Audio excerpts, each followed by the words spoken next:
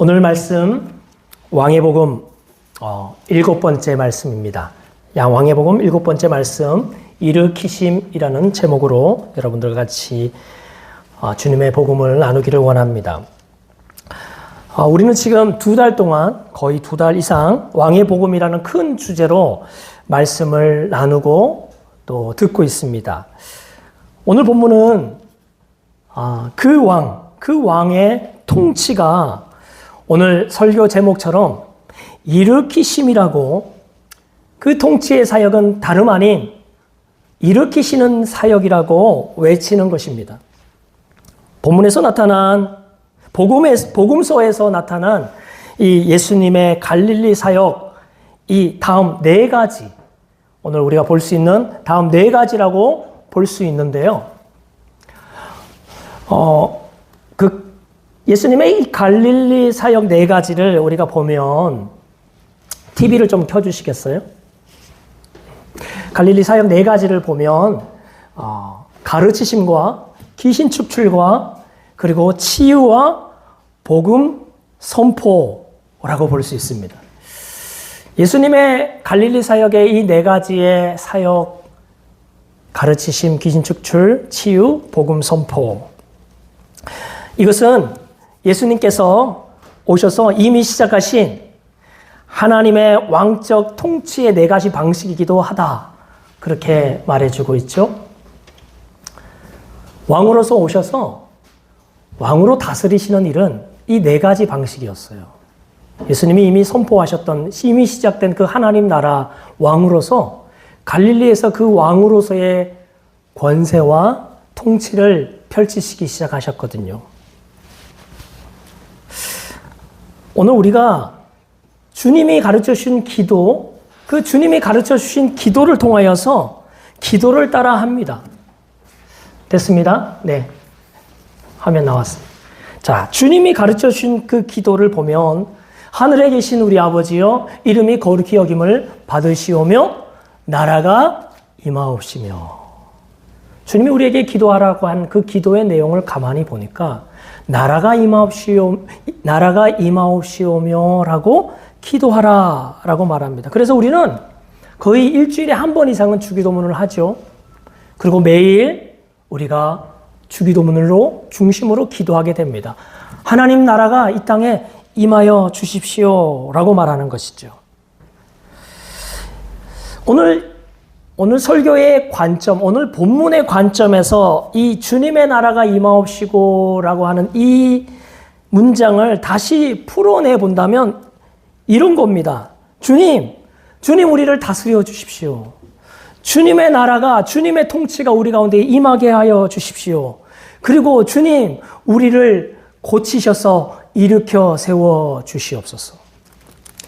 주님의 나라가 임하여 달라는 말은 주님 다스려 주시고 우리를 고쳐 주시고 우리를 일으켜 세워 주시옵소서라고 기도하는 것과 같은 의미가 있다 하는 것이죠. 여러분들, 주님이 임하시는 곳, 주님의 나라가 임하시는 곳에는 어떤 일이 일어나겠습니까? 바로 주님의 치유가 일어난다 하는 말입니다. 주님의 고치심이 일어난다는 말이죠.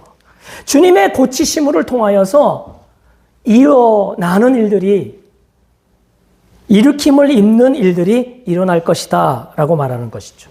지난번 우리가 설교 때 하나님의 복음, 왕의 복음, 새 가르침에 대해서 이야기를 나눴습니다. 새 가르침, 권세 있는 새 가르침이라고 했습니다. 그 가르침을 통하여서 더러운 귀신이 그 사람에게서부터 쫓겨나가는 일들이 오늘 이 갈릴리에서 일어나기 시작했죠. 그 안에 있는 귀신이 했던 말이 뭡니까? 예수님이 다가오니까 당신이 우리와 무슨 상관이 있습니까? 제발 우리에게서 떠나시옵소서라고 외쳤던 그 귀신. 오늘 주님이 우리 안에서, 하나님이 나와 내 인생에 무슨 상관이 있습니까? 하나님, 저에게서 떠나시옵소서라고 하는 우리 안에 있는 이 죄악된 본성이 우리 안에서 새롭게 되어지는 일들, 그것이 바로 예수님의 귀신 축출의 사역이다라고 말하는 것이죠. 그리고 오늘 본문은 이 귀신 축출의 사건을 이어서 바로요 예수님의 치유 사건이 등장하고 있습니다. 어떤 일입니까? 열병에 누워있던 한 여인, 바로 베드로의 장모가 일어나는 장면이죠. 예수님이 베드로의 장모를 일으키시는 장면입니다. 여러분, 그날 오전에 지금 안식일이었어요. 안식일 오전에 예수님이 회당에 들어가셔서 귀신을 축출하신 이 사건은요, 다분히 영적인 문제를 해결하시는 일이었어요. 한 인생에 있어서 하나님으로부터 멀어지려고, 하나님 없다, 하나님을 내 안에서부터 밀어내려고 하였던 그들의 영적인 문제를 해결하는 일이었어요. 그리고 그 일들은 회당 안에서 일어났기 때문에 굉장히 공개적으로 일어났다고 볼 수 있어요. 그런데 우리가 오늘 나누려고 했던 이 치유 사건은 베드로의 집에서 일어나는 일입니다. 베드로의 장모가 지금 육신의 문제를 가지고, 질병의 문제를 가지고 예수님께 고침을 받는 장면이죠. 육체적인 문제가 예수님께서 고치시는 장면이 아니겠습니까? 그리고 그 상황은 어떤 상황입니까? 회당이 아니라 이제 베드로의 가족 외에 예수님, 그리고 베드로의 동료였던 어부였던 이 야고보와 요한, 요 아주 소수의 사람들만이 경험했던 일입니다.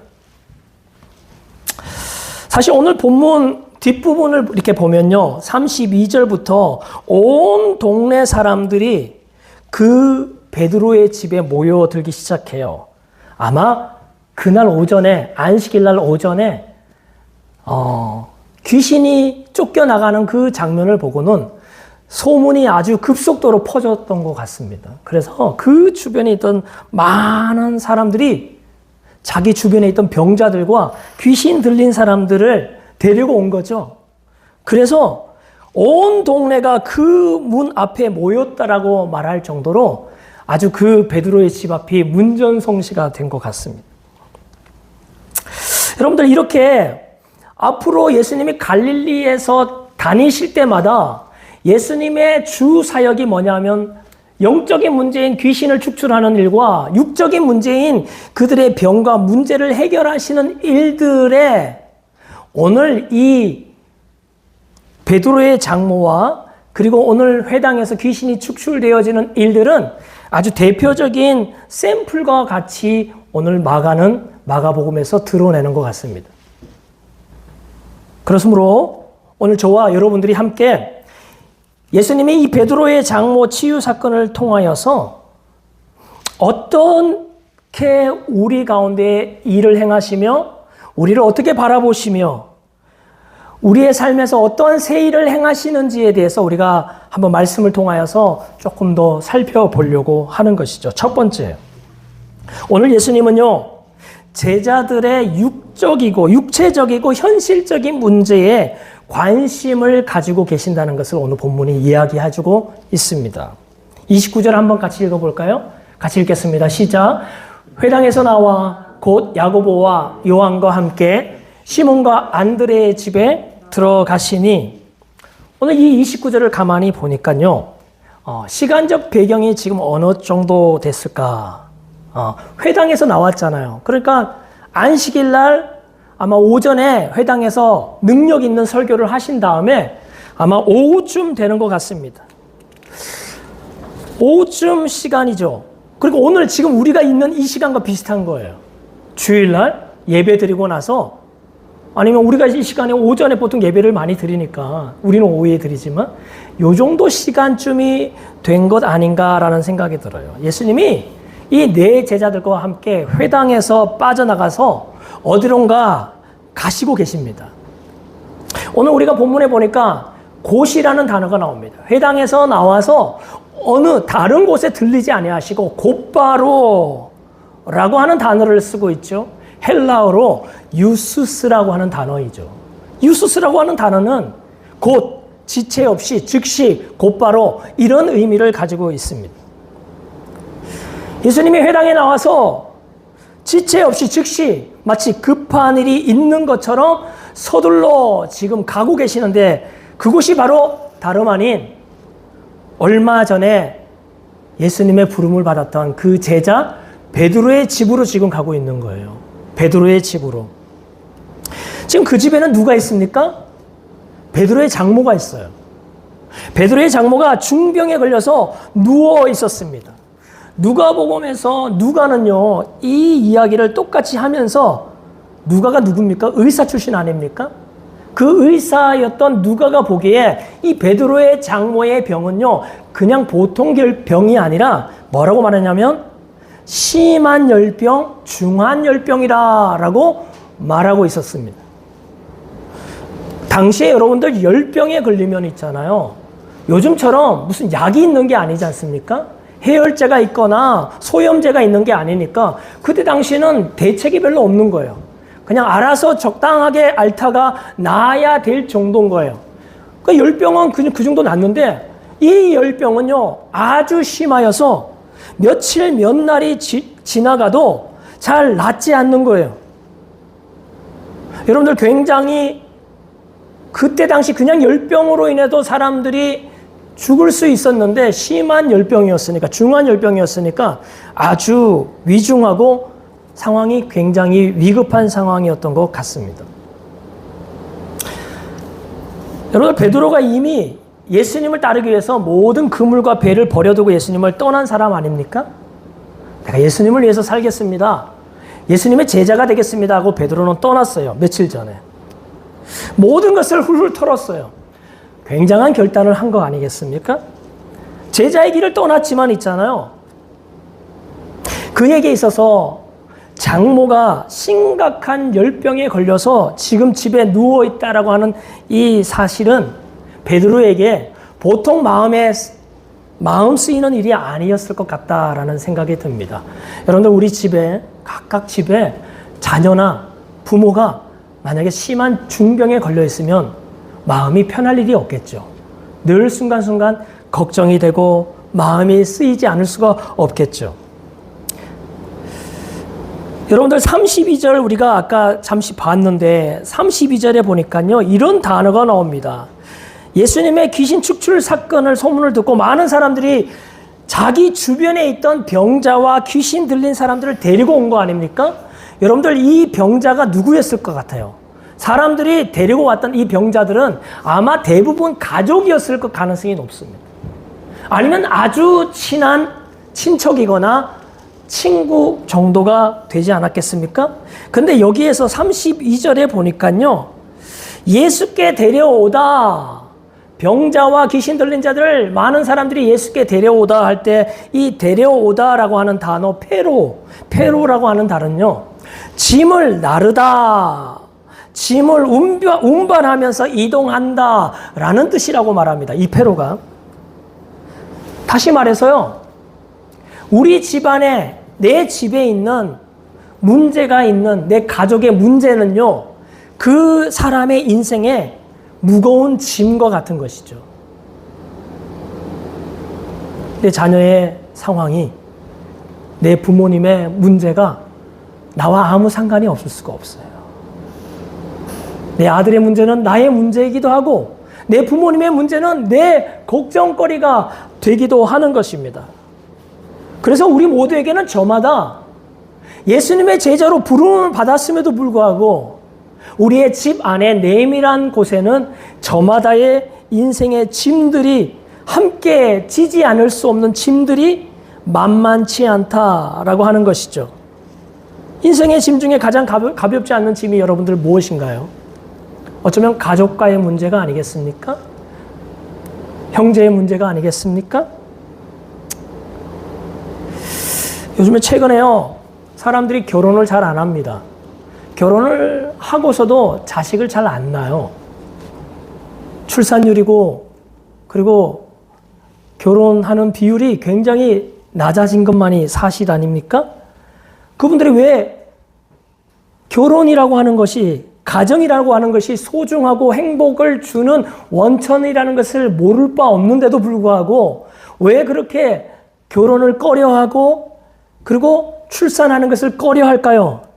그것은 바로 이 결혼하고 나서 출산하고 나서 그 자녀들과 가족을 부양하는 일이 얼마나 무겁고 힘겨운 일인지를 잘 알기 때문에 그래요. 요즘에 한국 여러 가지 상황적으로 자녀 하나 키우는 것이 얼마나 큰 부담이 되는지를 알기 때문에 자녀를 안 낳는 것이지 않습니까? 여러분들, 주님은 우리의 이러한 무거운 짐을 아신다는 거예요. 우리의 육체적인 여러 가지 힘겨운 짐들에 대해서 잘 아신다는 것입니다.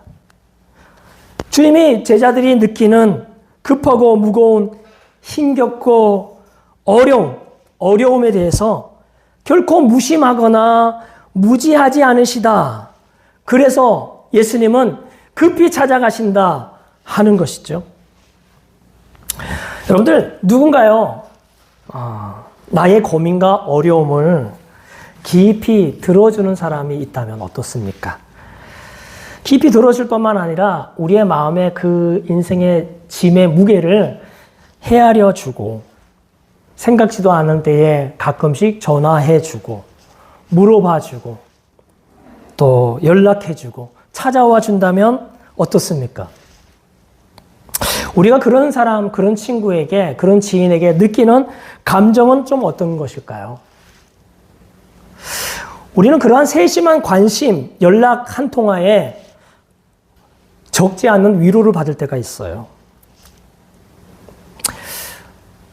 우리가 마음에 굉장히 마음을 쓰고 있는 그 문제에 대해서 만약에 예수님이 아주 깊은 세심한 관심을 가지고 있다는 것을 우리가 아는 것만으로도 어쩌면 우리에게 굉장한 위로가 되고 힘이 될 거라 그런 생각이 듭니다. 오늘 본문을 통하여서요, 우리가 발견하는 예수님은요, 우리의 육체적인 문제, 우리의 현실적인, 실제적인 문제에 관심만 갖는 분이 아니라 관심을 넘어서 직접 찾아오시고 다가오시고 고쳐주시고 치유하시는 분이라는 것을 오늘 본문은 또 이야기해 주고 있습니다. 31절 같이 한번 읽어볼까요? 31절.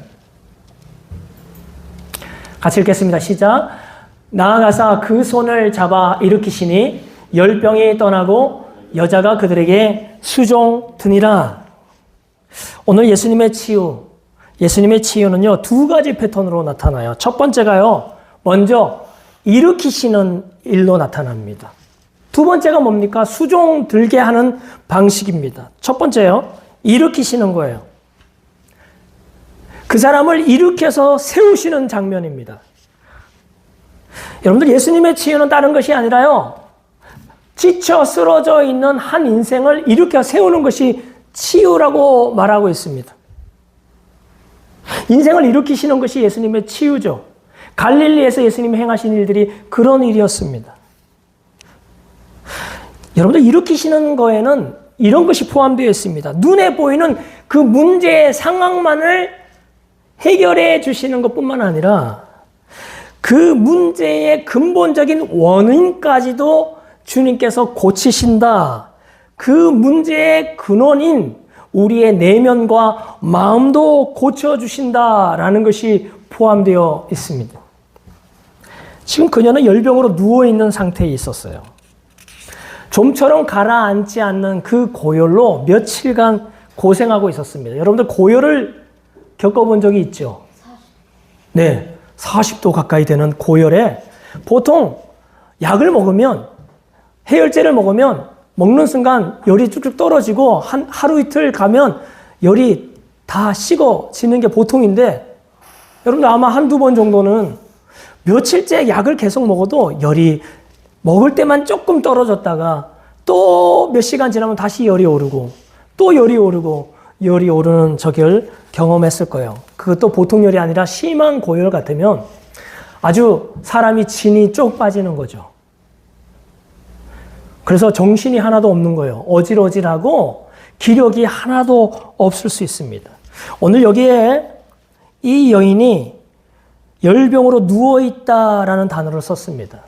이 누워있다고 하는 단어를요, 카타케이마이를 조금 구체적으로 의미를 찾아보니까 지쳐 쓰러져 있다라는 말입니다. 왜 누워있겠습니까? 왜 일어나지 않겠습니까? 왜 예수님이 와 계시는데도, 손님이 와 있는데도 불구하고 그 옆방에 이 여인이 여전히 일어나지 못하고 누워 있겠습니까? 네. 스스로 일어날 수 없는 상태라는 말입니다.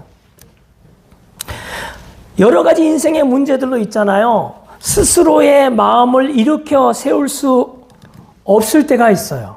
너무 낙심하거나 너무 절망하거나 너무 상처받아서 지쳐버리면 자기 마음을 자기가 마음대로 할 수 없을 때가 있습니다. 요즘에 주변에 우울증 걸린 사람들이 참 많죠. 우울증에 걸리거나 공황장애에 빠진 사람들 아무리 옆에 가서 힘을 내라고 격려해주고 안심시키고 위로해도 있잖아요. 도무지 잘 일어나지 못하는 분들이 주변에 굉장히 많아요. 최근에 아이들 학부모 모임에 갔더니 어떤 아버님이 자신의 큰아들 이야기를 잠깐 내어놓더라고요. 자신의 큰아들이 중학교 1학년 때까지는 굉장히 활기차고 생기발랄하고 아무 문제가 없었는데 갑자기 중학교 2학년, 3학년 들면서부터 어느 날부터 이 아이가 갑자기 말수가 줄어들기 시작하고 갑자기 화를 내기 시작하면서 우울증에 빠진 거예요. 그래서 그 문제를 해결하려고 이 엄마 아빠가 얼마나 5만 가지 방법을 다 쓰다가 운 좋게도 서울대학병원에 유명한 정신과 의사와 진료를 받게 되었다고 해요. 굉장히 많은 대기 시간이 필요했는데도 불구하고. 그래서 그 순간에 이제 됐구나. 이제 이 의사 만났으니 해결됐구나 라고 가슴을 쓰려냈는데요. 결과적으로는 그 치료를 시작하고서도 만 2년 동안 그 유명한 의사가 처방해주는 약을 하루도 빠짐없이 2년 동안 먹었지만 그 큰아들의 그 상태가 전혀 호전되지 않는 것을 자기가 보면서 굉장히 충격을 받았다라고 이야기하더군요. 여러분들 이렇게 사람 안에 있는 사람의 내면에 지쳐버리고 쓰러져 있는 이 상황을 극복하게 하고 일으킨다는 것은요, 결코 간단한 문제가 아닙니다. 여러분들, 어떤 사람이 쓰러져 있으면 있잖아요. 자, 쓰러져 있으니까 누가 가서 손을 잡아서 일으켜 세워줍니다. 그러면 그 사람이 일어섭니까? 안전뱅이가 일어서지 못하잖아요. 스스로 일어날 수 없잖아요. 그 사람한테 가서 야, 왜 그렇게 앉아있어? 내가 힘을 실어서 너를 일으켜 세워줄게 하고 이렇게 세운다고 있잖아요. 2년 동안 우울증에 빠져서 아무것도 하지 못하고 집안에 처박혀 있는 그 아이가 불타가고 일어섭니까? 물리적인 힘으로 그 아이를 아무리 도와준다고 해서 그 안전뱅이를 도와준다고 해서 그 안전뱅이가 일어서지 않습니다. 일어설 수가 없습니다. 순간 잠시는 일어설 수 있겠죠. 일어섰다 하는데 금방 다리에 힘이 풀리고 그게 주저앉아 버리게 될 거예요. 진짜 온전하게 되는 것은 어려운 거예요. 그리고 거뜬하게 일어설 수는 없는 거죠. 여러분들 이런 사람들은 가장 문제가 뭐냐면 육신의 문제이지만 그 문제의 근원인 문제가 더 있는 것이죠. 그 마음 안에 있는 마음의 문제가 사실은 더 큰 문제의 중심입니다. 여러분들, 암 치료의 가장 중요한 요소가 뭐라고 말하냐 하면 환자가 그 암에 대한 그의 마음가짐과 태도라고 말하는 그러한 미국에서의 여러 가지 논문들이 나왔다고 얘기합니다. 왜냐하면요, 사람은 마음과 몸이 서로 연결되어 있기 때문에 그래요. 심리학적으로 그를 도와주면 실제로 그 몸에 있는 암세포가 줄어든다고 말할 정도로 그렇게 그러한 분야에 미국에 있는 유명한 대학교에서는 그것을 지금 연구하고 있다고도 얘기할 정도입니다. 여러분들, 주님은요, 인간을 만드신 분이에요. 인간을 어떻게 일으켜 세워야 되는지를 아시는 분이라는 말이죠. 문제뿐만 아니라 그 문제의 원인이 되는, 근원이 되는 것을 고치시는 분, 문제에 대한 우리의 시각과 마음과 태도를 고쳐주시는 분, 이것이 오늘 예수님의 치유라고 말하고 있는 거예요. 내 영혼이 잘된 같이 범사가 잘 되기를 간구하노라. 다시 말해서 영혼이 잘되면 너의 모든 육신에 속한 모든 일들과 범사가 잘 될 거라고 주님이 오늘 성경을 통해서 우리에게 말씀해 주고 있지 않습니까? 그러므로 주님이 하시는 일은 뭡니까? 우리의 내면에 우리의 영혼을 강건케 하시고 일으켜 세우시는 분이라 라고 말해 주고 있는 것이죠. 자, 이제 예수님이 일으켜 세우시려고 하신 일이 뭘까요? 손을 잡으시는 거예요. 31절 볼까요? 나아가서 그 손을 잡아 일으키시니 라고 말합니다. 여러분들, 예수님이 그냥 일으키실 수 있어요. 말로 일으키실 수 있어요. 근데 이 마가복음에서는 유독 예수님이 그 손을 잡으셨다라고 하는 이 동작을 묘사해 주고 있습니다. 왜 그럴까요? 손을 잡으시는 거죠. 여러분들, 어떤 사람에게 손을 잡는 것은 굉장히 어떤 의미가 있습니다. 우리가 어떤 큰 문제에 빠지면요, 정말 힘들어 보면요, 진짜 누가 나에게 힘이 되는지를 알 수 있어요. 다시 말해서 진짜 힘이 되는 친구인지, 진짜 친구가 누구인지를 가늠하게 된다, 분별하게 된다라고 어떤 분이 그런 얘기를 하더군요. 친구들이 와서 어떤 평상시는 몰랐는데 많은 말을 전합니다. 괜찮아, 힘내, 괜찮아질 거야, 내가 기도할게 라고 많이들 합니다. 카톡으로도 보내주고 전화도 해줄 수 있습니다. 그런데 여러분들 정말 힘들 때는요, 그 많은 말들이 마치 공허하게 들릴 수 있어요. 마치 그 말을 실컷 쏟아내고 툭 던지고 가버리고 마면 오히려 남아있는 나는 더 외롭게 느껴집니다. 근데 오히려 있잖아요. 정말 힘들었을 때 어떤 친구가 아무 말 없이 생각지도 않을 때 찾아와 주는 친구가 있어요. 그리고 와서는 별 얘기도 하지 않습니다. 성경에 쓰는 이야기 이런 얘기 하지 않고 그저 손을 잡아주는 거죠. 손을 잡아주고 그냥 함께 눈시울이 붉어지면서 목소리가 떨리면서 같이 이야기해 주는 겁니다.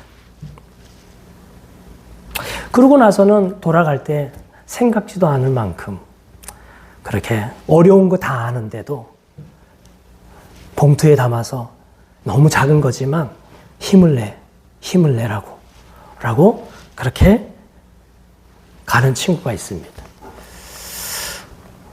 그런 일들을 당할 때 어떻게 하는 것이 정말 힘이 되는가 라는 생각을 해볼 때가 있었어요. 여러분들, 오늘 예수님이요, 말씀으로도 여인이여 일어나라 라고 말할 수 있는데 오늘 여인의 손을 그분의 손이 잡아주시죠. 그 손을 잡을 때 여러분들, 주님의 손 잡으심이 오늘 제가 말했던 그 정말 진실한 친구처럼 아마 그 마음이 전달될 수도 있었겠다라는 생각이 듭니다. 근데 오늘 주님의 손 잡으심은 오늘 그 이상이라고 오늘 본문이 이야기해 주는 것 같습니다. 오늘 주님이 잡으시는 그 손은 너무나 크시고 신실하신 손이시다. 실패가 없으시고 영원한 손이시다. 그분의 손 잡으시고 붙들어 주심은 우리가 붙드는 손하고는 다르시다라고 말하는 것입니다. 그래서 그녀는 즉시 일어나요. 예수님이 잡으시는 순간 열병이 떠나고 그들에게 수종드는 일들이 일어나게 됩니다. 예수님의 잡으심은 세상의 그 어떤 누구가 잡아주시는 손과는 다르다라고 말해주는 것이죠. 사실 여러분들 우리 중에 예수님이 실제로 와서가지고 우리의 손을 잡아준 것을 경험해 본 적이 있나요? 없죠. 왜냐하면 당연한 거예요. 우리는 공생의 기간에 살지 않기 때문에 그렇습니다. 우리는 갈릴리에 있지 않기 때문에 그렇습니다. 우리는 승천하신 주님을 믿는 시대에 우리는 살고 있기 때문에 그렇습니다. 그래서 예수님이 오늘 그 여인에게 한 것처럼 우리의 손을 잡아준 적이 한 번도 없어요.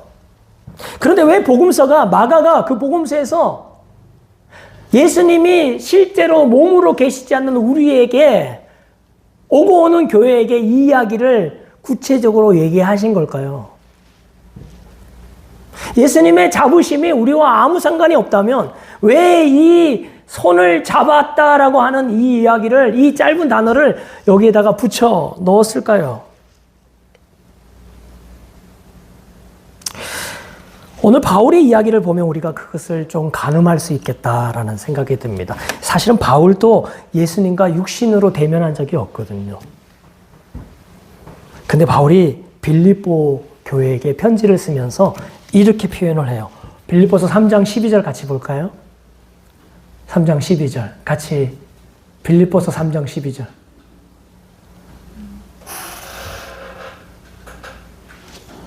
빌립보서 3장 12절 없나요? 네, 제가 읽겠습니다. 빌립보서 3장 12절, 네, 그거 좀 띄워주세요. 찾아서. 내가 이미 얻었다 함도 아니요 온전히 이루었다 함도 아니라 오직 내가 그리스도 예수께 잡힌 바 된 그것을 잡으려고 달려가노라. 오늘 지금 바울이 무슨 얘기를 하고 있어요? 예수께 잡힌 바 된 그것을 이야기하고 있어요.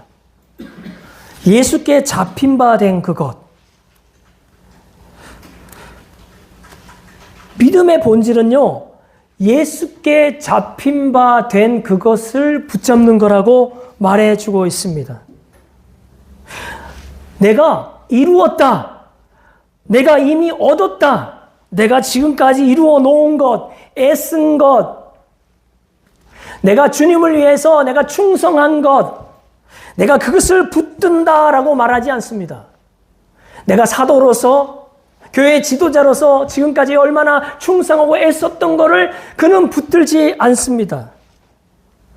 믿음의 본질은요, 믿음의 온전한 본질적 대상은요, 다른 것이 아니라 내가 주님께 붙들림 바 된 그것이 우리의 믿음의 대상이죠. 우리가 주님께 붙들린 거예요. 마치 오늘 주님이 그 여인의 손을 붙잡으신 것처럼 말이죠. 주님은 한번 붙잡으신 그 손을 결코 놓지 아니하시는 주님. 바울은 알았어요. 주님이 나를 부르시고 나를 붙잡으시던 것을 믿었습니다. 실패하고 쓰러져 있는 자신을 끝까지 놓치지 않고 붙드시는 그 주님의 손을 믿는 것이었어요. 그래서 사도 바울은 그렇게 말한 겁니다. 오직 내가 그리스도 예수께 붙잡힌 바 된 그것을 잡으려고 나는 달려간다.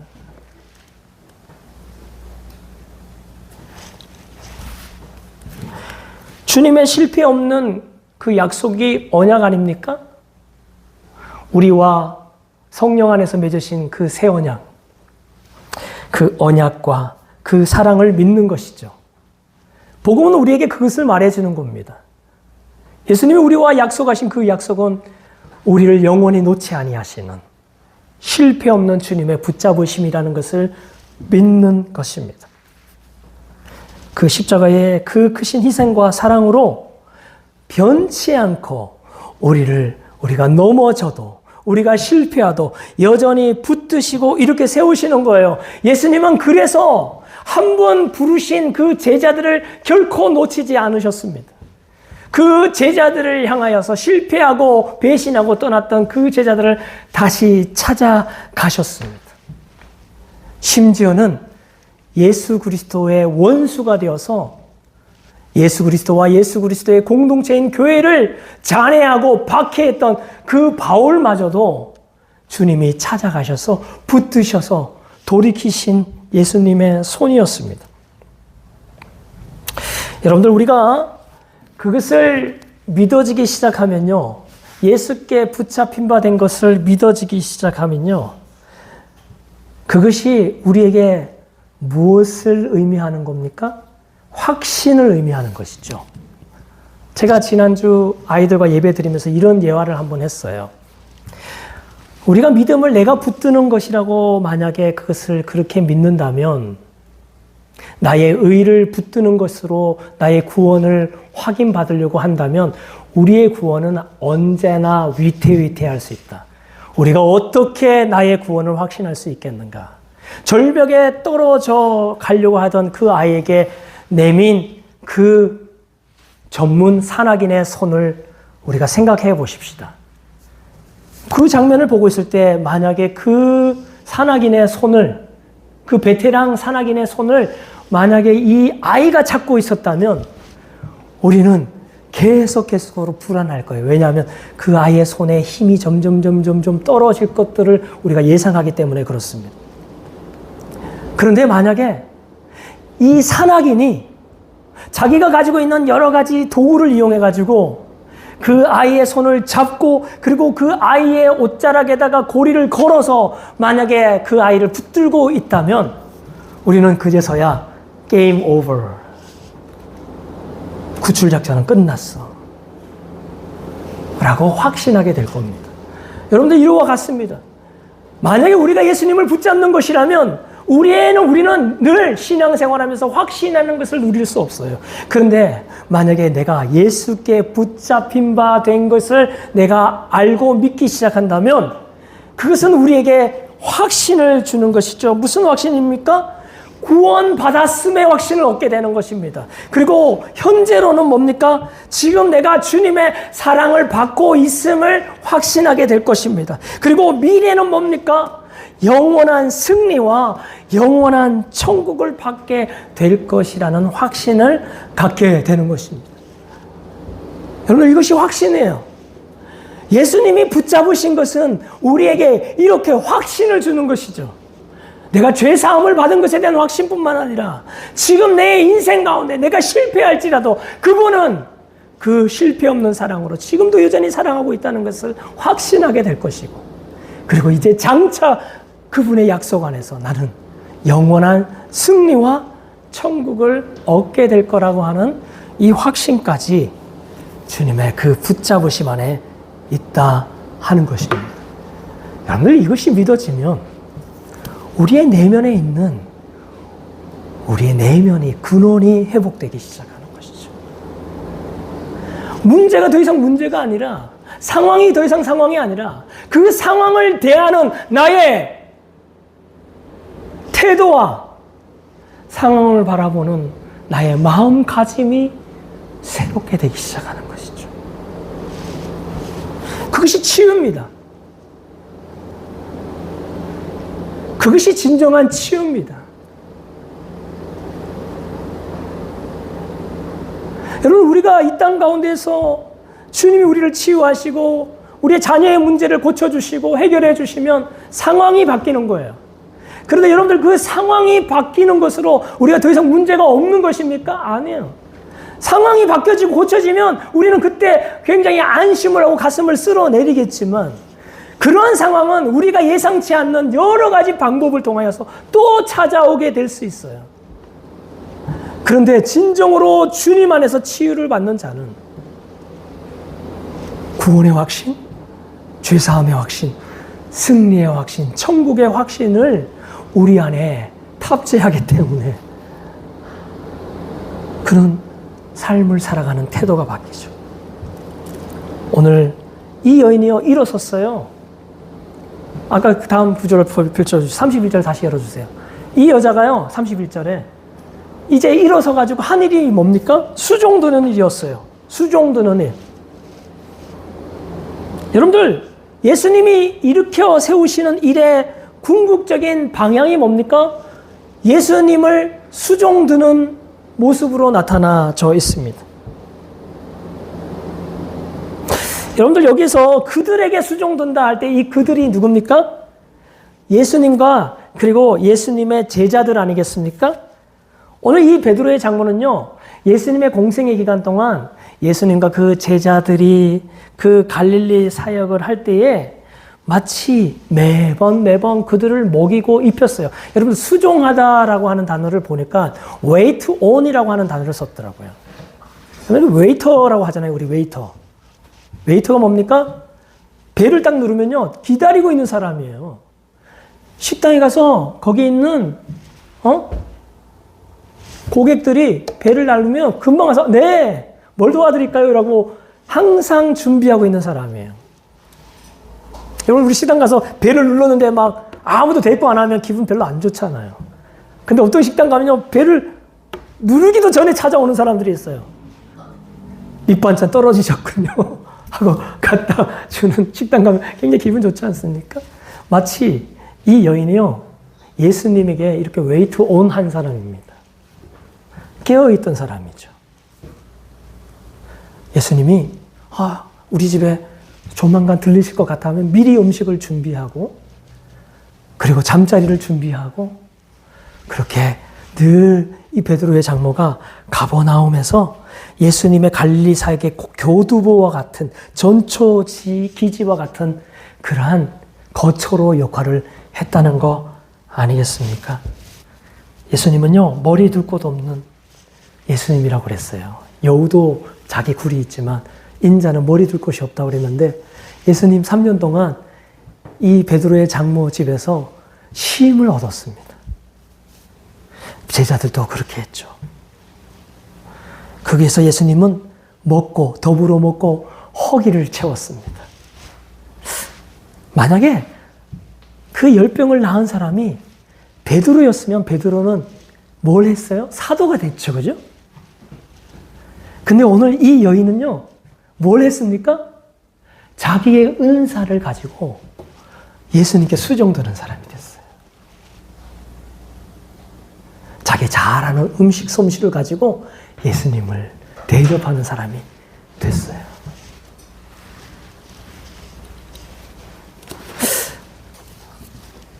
여러분들, 우리가 교회 안에서 이렇게 되는 것이죠. 웨이트 온 하는 사람들이 되는 겁니다. 주님이 부르실 때에 늘 준비가 되어 있는 사람이 되는 겁니다. 주님의 제자들이 필요할 때에 늘 깨어있는 사람이 되는 것이죠. 교회와 주님을 위해서 늘 깨어서 수종들 준비가 되어 있는 사람. 은사의 내용은 달라도요, 교회는요, 똑같은 방향으로 서 있는 사람들이 되어야 되는 것이죠. 말씀을 섬기는 사람도 있겠지만, 봉사하는 사람도 있는 것이고, 위로하는 사람도 있는 것이고, 여러분도 다양한 은사를 가지고 그 일을 감당하는 것입니다. 여러분을 일으켜 세웠다는 말은 그 사람이 원래 이렇게 섰으면 다 할 수 있는데 힘이 빠져서 아무도 못했던 거 아닙니까? 하나님의 형상대로 빚어진 인생은요, 일어서면 할 수 있는 일들이 있어요. 하나님을 기쁘시게 하는 겁니다. 하나님을 즐거워하는 겁니다. 하나님의 형상과 모양을 입은 사람들을 내 몸과 같이, 내 이웃을 내 몸과 같이 사랑하는 것이 하나님이 창조하신 인생의 본연의 삶의 방향이고 목적이죠. 그런데 쓰러져 있었던 거 아닙니까? 근데 그를 일으켜 세우니까 이 여인이 누가 시키지 않았는데도 주님께 수종 들었어요. 하나님의 형상대로 살아가는 겁니다. 하나님의 형상을 회복하는 것입니다. 영혼이 잘 되고 영혼이 강건케 된 것입니다.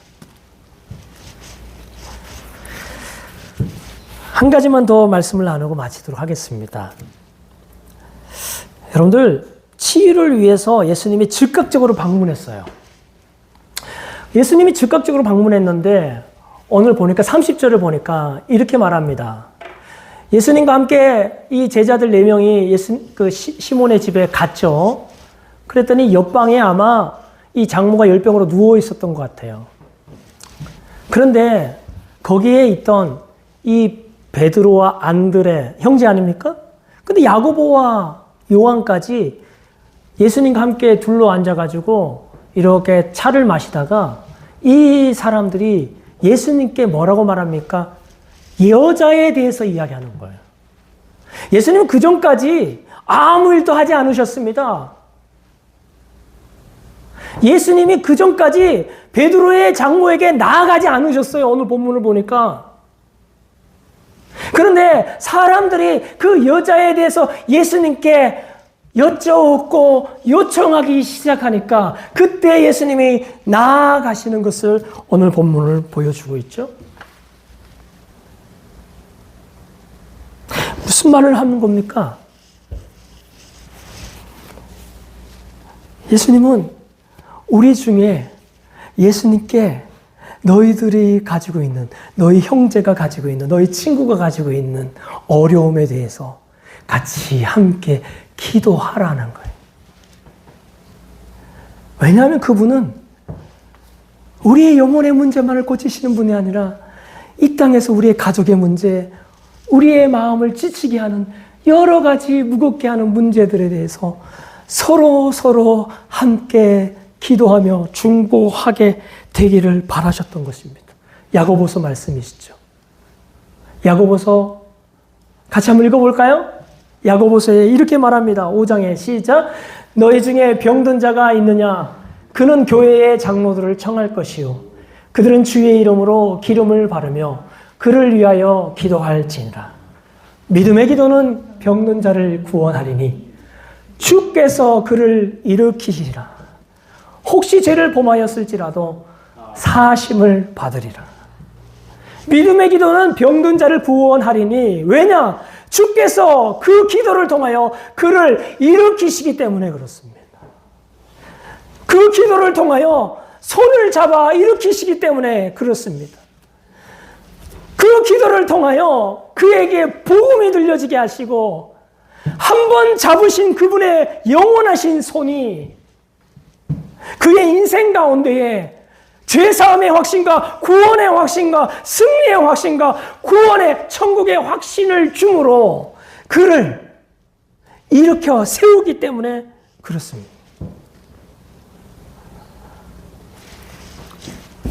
여러분들, 저는 그런 생각이 들었어요. 우리 교회가요, 모여가지고 뭘 할까? 우리 스스로 주님이 고치시는 것을 믿고 주님이 즉시 베드로의 장모의 집에 찾아가신 것처럼 우리에 대해서 아주 깊이 세밀하게 관심을 갖고 그리고 그 베드로의 장모 집에서 그들이 그 여자에 대해서 여쭙는 그 순간부터 그 여인에게 나아가셔서 그 손을 잡으셨다는 것을 오늘 성경은 우리에게 보여주고 있어요. 그리고 오늘 야고보도 교회가 어떻게 해야 되느냐? 너희 중에 육신의 현실의 문제가 있어서 병든 자가 있느냐? 그 병에 지쳐 쓰러서서 일어나지 못하는 자들이 있느냐? 그들은 이제 교회를 부르고 함께 주의 이름으로 기도하라. 믿음의 기도는 역사하는 힘이 많으니라. 주님 말씀하고 계시지 않습니까? 그래서 오늘 우리 교회가 이제 모여서 함께 기도하고자 하는 마음이 생겼습니다. 구체적으로 기도합시다. 주님이 이곳에 계신다는 것을 믿고 우리가 서로에 있는 문제들을 가지고 진실하게 서로 기도하며 나아가십시다. 주님은 갈릴리에서 고치시는 분이셨어요. 치유하시는 분이셨어요. 그리고 한 인생을 일으키시는 분이셨습니다. 우리 같이 한번 기도하겠습니다.